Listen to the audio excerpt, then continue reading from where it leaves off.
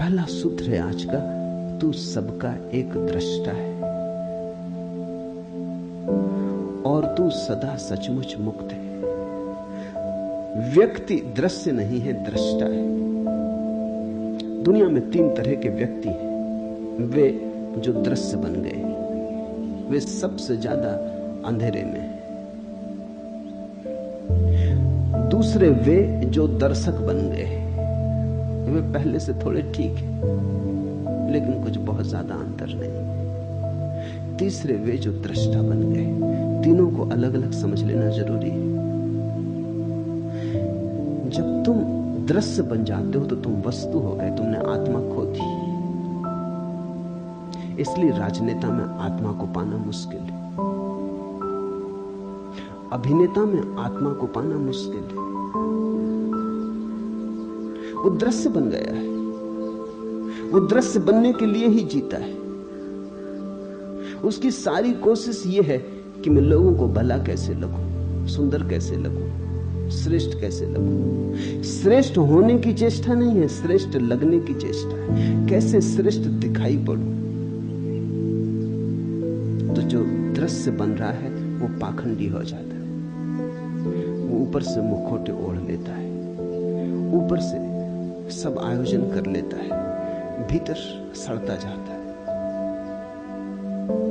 फिर दूसरे वे लोग हैं जो दर्शक बन गए, उनकी बड़ी भीड़ है। स्वभावतः पहले तरह के लोगों के लिए दूसरे तरह के लोगों की जरूरत नहीं, तो दृश्य बनेंगे लोग कैसे। कोई राजनेता बन जाता है, फिर ताली बजाने वाली भीड़ मिल जाती है, तो दोनों में बड़ा मेल बैठ जाता है। नेता हो तो अनुयायी भी चाहिए, कोई नाच रहा हो तो दर्शक भी चाहिए, कोई गीत गा रहा हो तो सुनने वाले भी चाहिए। तो कोई दृश्य बनने में लगा है, कुछ दर्शक बनकर रह गए। दर्शकों की बड़ी भीड़ है। पश्चिम के मनोवैज्ञानिक बड़े चिंतित थे क्योंकि लोग बिल्कुल ही दर्शक होकर रह गए। फिल्म देखाते हैं, रेडियो खोल लेते हैं, टेलीविजन के सामने बैठ जाते हैं घंटों। अमेरिका में करीब करीब औसत आदमी 6 घंटे रोज टेलीविजन देख रहा है। फुटबॉल का मैच हो देखाते, कुश्ती हो रही हो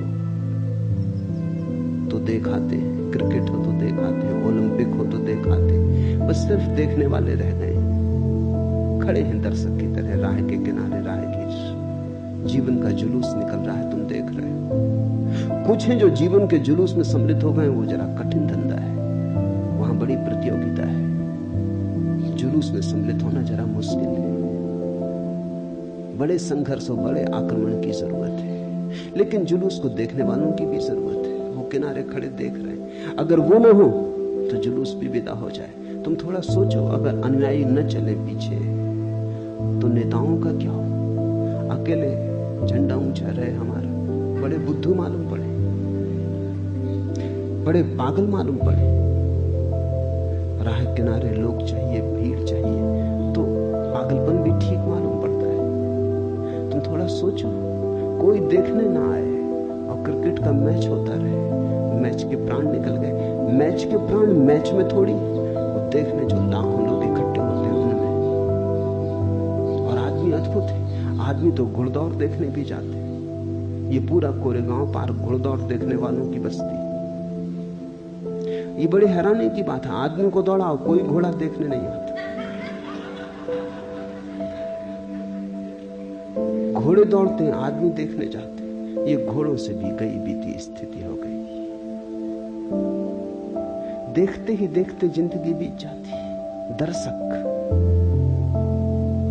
प्रेम करते नहीं तुम, फिल्म में प्रेम चलता है, वो देखते हो। नाचते नहीं तुम, कोई नाचता है, तुम देखते हो। गीत तुम नहीं गुनगुनाते, कोई गुनगुनाता है, तुम सुनते हो। तो तुम्हारा जीवन अगर नपुंसक हो जाए, अगर उसमें से सब जीवन ऊर्जा खो जाए, तो आश्चर्य क्या। तुम्हारे जीवन में कोई गति नहीं है, कोई ऊर्जा का प्रवाह नहीं है, तुम मुर्दे की भांति बैठे हो। बस तुम्हारा कुल काम इतना है कि देखते रहो, कोई दिखाता रहे, तुम देखते रहो। ये दो ही की बड़ी संख्या है दुनिया में, दोनों एक दूसरे से बंधे हैं।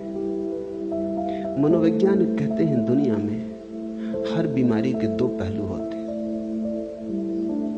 दुनिया में कुछ लोग हैं जिनको मनोवैज्ञानिक कहते हैं मैसोचिस्ट, पर स्वदुखवादी, वो अपने को सताते हैं। और दुनिया में दूसरा एक वर्ग है जिसको मनोवैज्ञानिक कहते हैं सैडिस्ट, पर दुखवादी, दूसरे को सताते। दोनों की जरूरत है, इसलिए दोनों जब मिल जाते हैं तो बड़ा राग रंग चलता है। मनोवैज्ञानिक कहते हैं कि अगर पति दूसरों को सताने वाला हो और स्त्री खुद को सताने वाली हो तो इससे बढ़िया जोड़ा और दूसरा नहीं होता। स्त्री अपने को सताने में मजा लेती है, पति दूसरे को सताने में मजा लेता है। राम मिलाई जोड़ी, कोई अंधा कोई कोढ़ी, मिल गए, बिल्कुल मिल गए, बिल्कुल ठीक बैठ गए। हर बीमारी के दो पहलू होते हैं, दृश्य और दर्शक, एक ही बीमारी के दो पहलू। स्त्रियां आमतौर से दृश्य बनना पसंद करती, पुरुष आमतौर से दर्शक बनना पसंद करते हैं। मनोवैज्ञानिकों की भाषा में स्त्रियों को वो कहते हैं एग्जिबिशनिस्ट, नुमाइशी। उनका सारा रस नुमाइश बनने में। मुल्ला नसरुद्दीन मक्खियां मार रहा था, बहुत मक्खियां हो गई, तो पत्नी ने कहा इनको हटाओ। आईने के पास मक्खियां मार रहा था, बोला कि एक जोड़ा, दो मादाएं बैठी। पत्नी ने कहा हद हो गई, तुमने पता कैसे चलाया कि नर है कि मादाएं? उन्होंने कहा घंटे भर से आईने पे बैठी हैं, मादाएं होनी चाहिए, नर को आईने के पास क्या करना। स्त्रियां आईने से झूठ ही नहीं पाती, आईना मिल जाए तो चुंबक की तरह खींच लेता है। सारी जिंदगी आईने के सामने बीत रही है, कपड़ों में, वस्त्रों में, सजावट में, श्रृंगार में। और बड़ी हैरानी की बात है, इतने सज धज के निकलती हैं, फिर कोई धक्का दे तो नाराज होगी, कोई धक्का ना दे तो भी दुखी होगी, क्योंकि धक्का देने के लिए इतना सज धजने का इंसान था, नहीं तो प्रयोजन क्या था। पति के सामने स्त्रियां नहीं सजती, पति के सामने तो वो भैरवी बनी बैठे, क्योंकि वहां धक्का मुक्का समाप्त हो चुका है। लेकिन घर के बाहर जाएं तब बड़ी तैयारी करती है, वहां दर्शक मिलेंगे, वहां दृश्य बनना है। मनुष्य को, पुरुष को मनोवैज्ञानिक कहते हैं वोयूर। उसकी सारी नजर देखने में, उसका रस देखने में। स्त्रियों को देखने में रस नहीं, दिखाने में रस। इसलिए तो स्त्री पुरुषों का जोड़ा बैठ जाता, बीमारी के दो पहलू बिल्कुल एक साथ बैठ जाते। और ये दोनों ही अवस्थाएं रुग्ण हैं। अष्टावक्र कहते हैं मनुष्य का स्वभाव दृष्टा का है, न तो दृश्य बनना है और न दर्शक।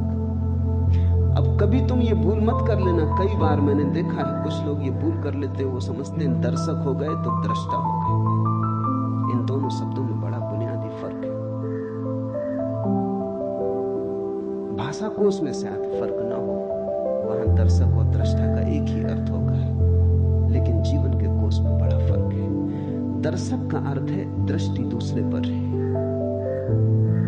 और दृष्टा का अर्थ है दृष्टि अपने पर है। दृष्टि देखने वाले पर है तो दृष्टा, और दृष्टि दृश्य पर है तो दर्शक। बड़ा क्रांतिकारी भेद है, बड़ा बुनियादी भेद है। जब तुम्हारी नजर दृश्य पर अटक जाती है और तुम अपने को भूल जाते हो तो दर्शक। जब तुम्हारी दृष्टि से सब दृश्य विदा हो जाते हैं, तुम ही तुम रह जाते हो, जागरण मात्र रह जाता, होश मात्र रह जाता, तो दृष्टा। तो दर्शक तो तुम तब हो जब तुम बिल्कुल विस्मृत हो गए, तुम अपने को भूल ही गए, नजर लग गई वहां। सिनेमा हॉल में बैठे हो, 3 घंटे के लिए अपने को भूल जाते हो, याद ही नहीं रहती कि तुम कौन हो। दुख सुख चिंताएं सब भूल जाती, इसलिए तो भीड़ वहां पहुंचती। जिंदगी में बड़ा दुख है, चिंता है, परेशानी, कहीं चाहिए भूलने का उपाय। लोग बिल्कुल एकाग्रचित्त हो जाते, बस ध्यान उनका लगता ही फिल्म में। वहां देखते हैं पर्दे पे कुछ भी नहीं है, छायाएं डोल रही,